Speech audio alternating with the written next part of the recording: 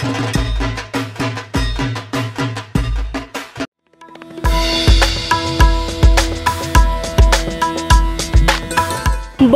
যুগে মোবাইল ফোনে আসক্ত কচি কাচারাও।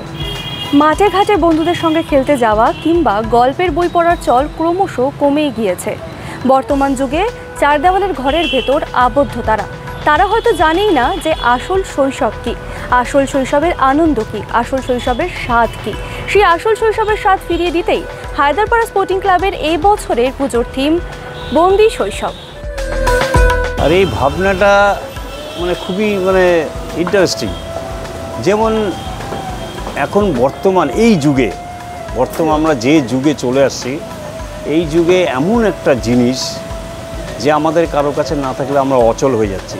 সে একটা বাচ্চা হোক, সে একটা যুব, সে একটা মধ্যবয়স্ক বা একটা বৃদ্ধ, প্রত্যেকের কাছেই খুব প্রয়োজনীয় এই জিনিসটা।